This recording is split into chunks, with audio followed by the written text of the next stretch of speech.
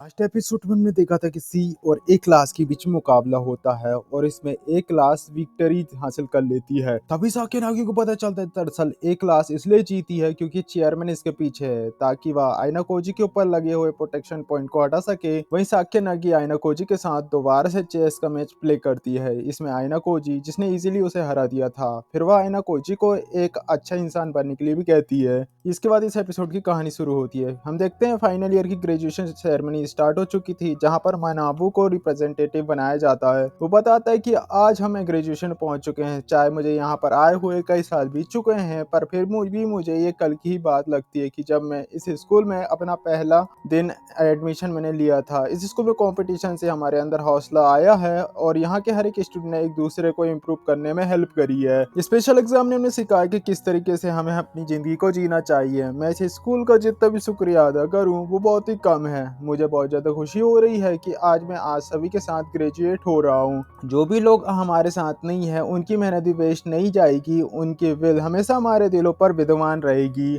मैं आप सभी को प्रॉमिस कर सकता हूँ कि ये स्कूल आपको एक ऐसी सीख देगा जो कि आपको पूरी जिंदगी ही याद रहेगी और वो आपके आने वाली लाइफ में बहुत ज़्यादा इम्पोर्टेंट अदा करेगी, अच्छा रोल अदा करेगी। वे लोग जो अकेला महसूस कर रहे हैं, मैं उन्हें आश्वासन देना चाहता हूँ कि आप लोग बेझिझक अपना पैर आगे बढ़ाइए और ज्वाइन करिए अपनी ग्रेजुएशन क्लास को।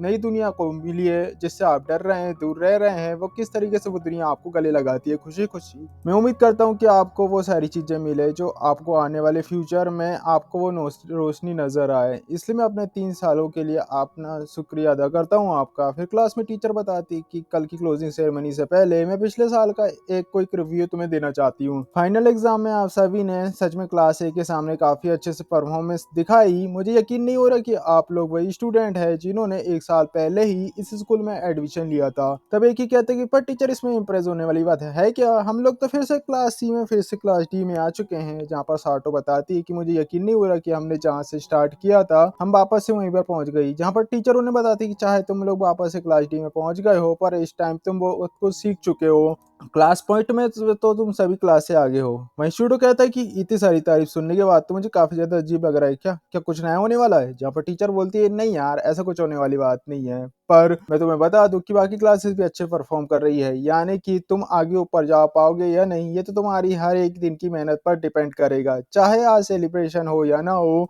पर तुम्हें ये याद रखना होगा कि आज क्लासेस भले ही नहीं है पर आज स्कूल डे है। फिर सुजन ने थोड़ी देर बाद कहती है बैठे हुए कि लास्ट एग्जाम में सबको प्रॉब्लम हुई मुझे ऐसा लगता है। जहाँ पर इचिनोजी कहते हैं कि रियो ने तो सच में बहुत कमाल कर दिया, उसने तो इजीली क्लास बी को हरा दिया। रियो ने सच में हमें बहुत चालाकी से फंसाया था, पर जैसे तैसे सारी गलती जो मेरी हुई थी मैं उससे बच नहीं पाई, मैं लीडर थी। और फिर हमें दिखाया जाता है क्लास बी और क्लास जी के मैच को। हम देखते हैं क्लास बी सिर्फ 2 ही पॉइंट जीती हुई थी, वहीं क्लास जी 3 बार जीत चुकी थी। क्लास डी उसे जीतने के लिए केवल एक मैच खेलने की जरूरत है। और फिर हम देखते हैं कि उस समय जूडो का इवेंट सेलेक्ट हो चुका था। रोइन जिसमें अल्बर्ट को चुनता है और चिनोजो के पास उसके खिलाफ खड़े होने के साथ कुछ नहीं होता, कोई भी नहीं होता, जिसके कारण क्लास के टीचर मोशुमा उस मैच को फॉरवर्ड कर देते हैं और क्लास जी जीत जाती है। वहीं सीजू ने यहाँ पर बता दी कि तुम्हें इस बारे में तो एडमिनिस्ट्रेशन से बात करनी चाहिए थी, इसमें आखिर हारने वाली क्या चीज थी। जहाँ पर चिनोजो से बचाती है कि दरअसल मैं इस तरीके इसे पौनी की तरह लेना चाहती हूँ। सुजू ने कहती कि तुम कहना क्या चाहती हो। जहाँ पर चिनोजो उसे बताती कि अगर ये चीज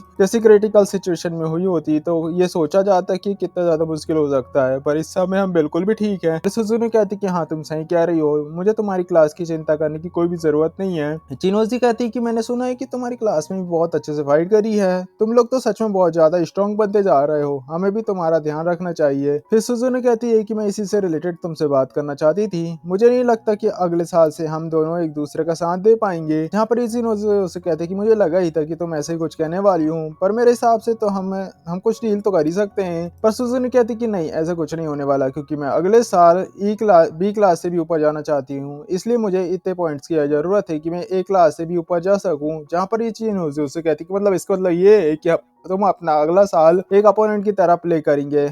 चलो ठीक है, क्लास भी अपना बेस्ट देंगे और वो दोनों हैंडशेक करते हैं। फिर सीन शिफ्ट होता है और हम देखते हैं आप जाते हैं। आने को जी कहता है कि क्या क्या सच में तुम सेलिब्रेशन में जा रही हो? फिर वो उसे बोलती है कि अगर तुम ये पूछना चाहती कि मैं अपने भाई से मिलने जा रही हूँ कि नहीं, तो मैं तुम्हें बता दूं कि मेरा ऐसा कोई प्लान नहीं है। आयना को जी उसे कहता है कि मेरे हिसाब से तुम्हें उससे बात करनी चाहिए। फिर वो उसे बोलती है तुम्हें इसके बारे में फिक्र करने की जरूरत नहीं। आयना को जी उसे कहता है कि मैं उससे मिलने के लिए जा रहा हूँ, क्या तुम्हें इससे कोई प्रॉब्लम है? वो उसे कहता है कि मैं मुझे कोई प्रॉब्लम नहीं, तुम्हारी जैसी इच्छा। फिर सुजुने वहां से चली जाती है और आयना को जो मन में सोच रहा था कि पर इससे पहले मुझे कुछ चीज के बारे में सोचना होगा। हमें एक फ्लैशबैक दिखाया जाता है जहाँ पर आयना को जी पुराने चेयरमैन से बात कर रहा था और वो कह रहे थे जो कि मैं इस समय सस्पेंड हो चुका हूँ और मेरे ऊपर लगाए हुए इल्जाम की इन्वेस्टिगेशन अभी कंटिन्यू है, इसलिए मुझे ये बिल्कुल भी नहीं लगता कि मैं नए चेयरमैन को रोकने के लिए कुछ भी कर पाऊँ। आयना को जी उसे कहते हैं कि अगर आप इस तरीके से कुछ भी नहीं करेंगे और उसकी प्लान को आगे बढ़ने देंगे तो पूरा स्कूल खतरे में पड़ सकता है। फिर पुराने चेयरमैन उससे कहते हैं कि तुम ऐसे पर्सन को ढूंढो वो उसे प्रपोज कर पाए अपोज।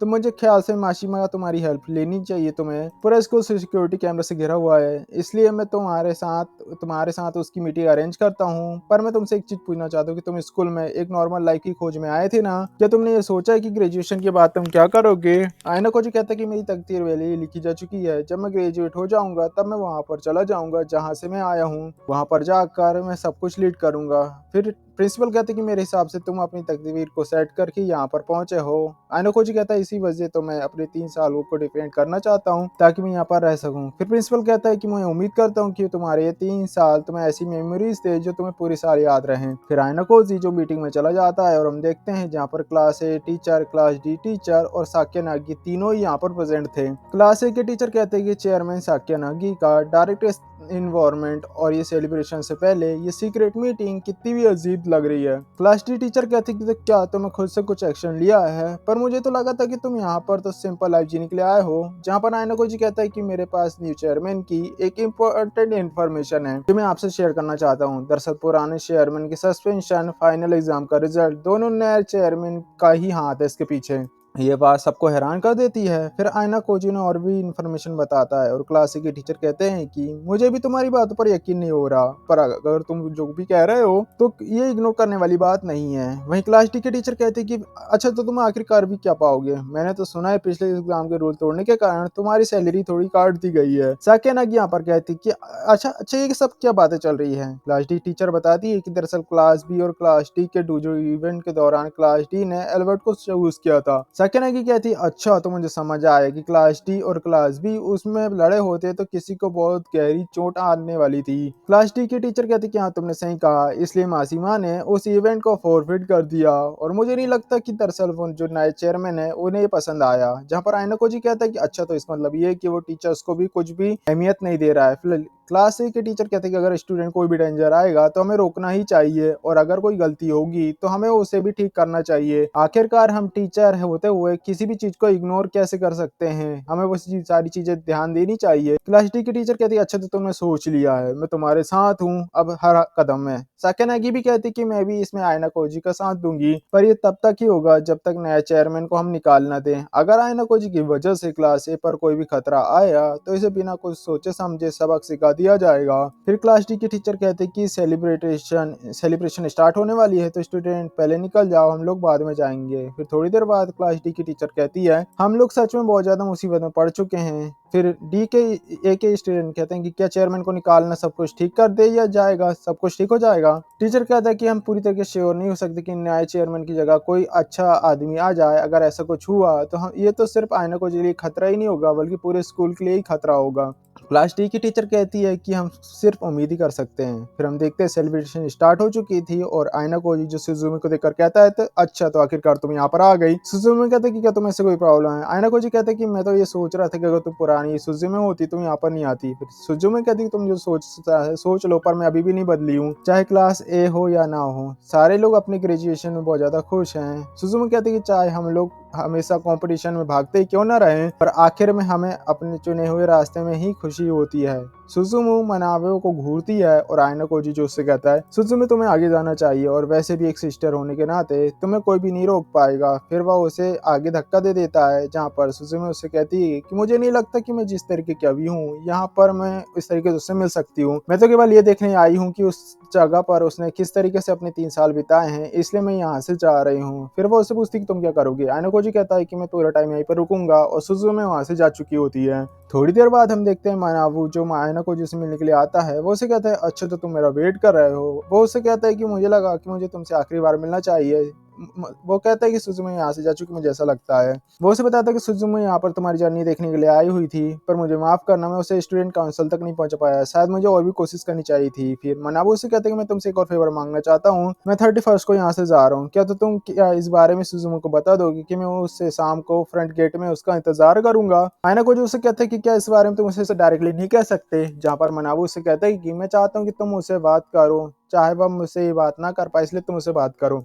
फिर कुछ दिन बीत जाते हैं और काफी सारे फाइनल ईयर के स्टूडेंट अपने अपना रूम छोड़कर जा चुके होते हैं। फिर बाथरूम में हम देखते हैं सुजुमे को, जो सोचती है कि आज मेरे भाई का आखिरी दिन है यहाँ पर और इस पूरे साल में मैं उसे कोई भी इंप्रूवमेंट नहीं दिखा पाई, क्या मैं उसे इस तरीके से जाने दे सकती हूँ। मैं अब तक बस केवल उसका पीछा कर रही थी और अब मैं जो बन चुकी हूँ उस पर बिल्कुल भी उस पर उसे नाज नहीं है। मैं असल में एक धोखेबाज हूँ, सच्चाई में कहूँ तो मैं तुम्हें बस उसे अपनी असली साइड दिखाना चाहती हूँ। फिर हम देखते हैं मनाबू को, जिसका जाने का समय हो चुका था, और आयना कोजी जो उसका गेट में इंतजार कर रहा था, जो सोच रहा था कि मुझे माफ कर देना कि वो यहाँ पर आई नहीं। मनाबू उसे कहता कोई बात नहीं। तो आयना कोजी क्या तुम मुझे बता सकते हो आखिरकार तुम क्यों सबसे अपनी एबिलिटी को छुपा रहे हो। वो उसे कहता कि ये शायद इसलिए है क्योंकि मैं सबकी अटेंशन नहीं चाहता। मनाबू उसे कहता क्या सच में स्कूल की जिंदगी को इस तरीके छुप छुप कर जीने मजा आता है, क्या इसमें कोई फायदा है, क्या तुम स्कूल में अपना इम्पैक्ट छोड़ने नहीं आए हो। आयना कोजी उसे कहता है कि मैं ये करना नहीं चाहता और वैसे भी ये काम तुम्हारे जैसे आउटस्टैंडिंग स्टूडेंट मुझसे बेहतर कर सकते हैं। मनाबू उसे कहता है चलो स्कूल का तो ना सही, कम से कम तुम अपने साथियों के लिए तो कुछ ऐसा कर सकते हो, कम से कम उनके पास आयना कोजी को कुछ ऐसी यादें होगी जो कभी वो भूल ना पाए। मैं तुम्हारे उन सारी चीजों के लिए थैंक्स कहना चाहता हूँ आयना कोजी, जो कि तुमने मेरी बहन के लिए किया, और मैं ये बात जानता हूँ कि तुम जैसा पर्सन इतनी सी बात पर बिल्कुल भी नहीं रुकने वाला, तो प्लीज मुझे डिसअपॉइंट मत करना। आयना कोजी कहता है मैं इस बात का ध्यान रखूंगा। मनाबू उससे कहता है कि मैं दुआ करता हूँ तुम्हें तुम्हारे सारे जवाब मिल जाए, मैं यहाँ से जा रहा हूँ, प्लीज मुझे माफ कर देना कि तुम्हें आखिरी दिन भी मैंने तुम्हें परेशान किया। आयना कोजी उससे कहता है कि क्या तुम्हें कम से कम उसे एक बार कॉल करनी चाहिए। मनाबू उससे कहता है कि मेरी मामूली सी फीलिंग उसके ग्रोथ में कोई असर नहीं डाल सकती और ये मेरा दिल बार बार कह रहा है, इसलिए मैं उसे कॉल नहीं करूंगा। वो उससे कहता है कि मैं अपनी बहन को तुम्हारे हवाले कर रहा हूँ, प्लीज उसका ध्यान रखना, मैं उम्मीद करता हूँ कि हम लोग फिर से एक बार फिर किसी दिन जरूर मिलेंगे। फिर वह गेट से बाहर चला जाता है। फिर वहीं हम देखते हैं सुजुमे को, जो भागते वहां पर आ जाती है, जिसे देखकर मनाबू एकदम हैरान हो जाता है। तब सुजुमे कहती कि माफ कर देना कि मैं लेट हो गई। फिर वो उसे कहते कि तुम आखिरकार बदल ही गई, अगर मैं सच कहूँ तो तुम वापस से वही सुजुमे बन चुकी हो जिसे मैं जानता था। फिर यहाँ पर सुजुमे कहते कि मुझे माफ कर देना, मुझे वापस आने में इतने साल लग गए, पर मैंने अब डिसाइड कर लिया है कि मैं अपने क्लासमेट के लिए अब आगे जरूर बढ़ूंगी और उनके साथ में मन लगाकर स्टडी करूंगी, ताकि मैं एक दिन अपना एक रास्ता ढूंढ सकूं। फिर मनाबू उसे कहते कि आखिर इतने टाइम बाद तुमने अपने आप को ढूंढ लिया, क्या तुम्हें अब समझ आया कि मैंने तुम्हें अपने आप से दूर क्यों किया था। मनाबू उसे बताता है कि मैंने इसलिए ऐसा किया क्योंकि तुम मेरे पीछे ही भाग रही थी और तुम खुद को भूल चुकी थी, इसलिए मैं तुम्हें अपने पीछे भागने नहीं दे सकता था और अब तुम बिल्कुल ठीक हो। मैं ये बात पूरे कॉन्फिडेंस से कह सकता हूँ और मुझे माफ कर देना कि मैंने उस दिन तुमसे कहा था कि मुझे लो हेयर पसंद है, पर वो सब झूठ था। मैं ये बात जानता था कि तुम्हें शॉर्ट हेयर्स बहुत ज्यादा पसंद है, इसलिए मैं देखना चाहता था कि क्या तुम मेरी बात मानती हो या नहीं, इसलिए वो झूठ कहा था, इसलिए प्लीज मुझे माफ कर देना अगर तुम्हें हर्ट हुआ होगा। फिर वे दोनों गले लग जाते हैं। सुजुमे रोने लगती है और कहती है कि मैं तुम्हें माफ कर दी होती हूँ क्योंकि उसी के कारण मैं आज तुम्हें यहाँ पर गले लगा पाई हूँ। सुजुने तुम मेरे लिए बहुत ज्यादा स्पेशल हो, इसलिए अगले 2 साल मैं तुम्हारा इस गेट में दूसरी तरफ से इंतजार करूंगा और मैं ये देखने का भी वेट करूंगा कि तुम कितने ज्यादा ग्रो करने वाली हो। फिर वो उसे कहती कि मैं तुमसे वादा करती हूँ कि मैं अपने पूरी ताकत के साथ फाइट करूंगी, और वो दोनों ही एक दूसरे को अलविदा कहते हुए गले लगा लेते हैं। और इसके साथ इस एपिसोड की यहाँ पर समाप्ति हो जाती है। सो गाइज, अगर आपने एक एपिसोड देखना चाहते हो तो उसका लिंक आपको स्क्रीन में शो हो रहा होगा, जिस पर क्लिक करके आप उस एपिसोड को भी देख सकते हो। मिलते हैं नेक्स्ट वीडियो में, तब तक के लिए बाय।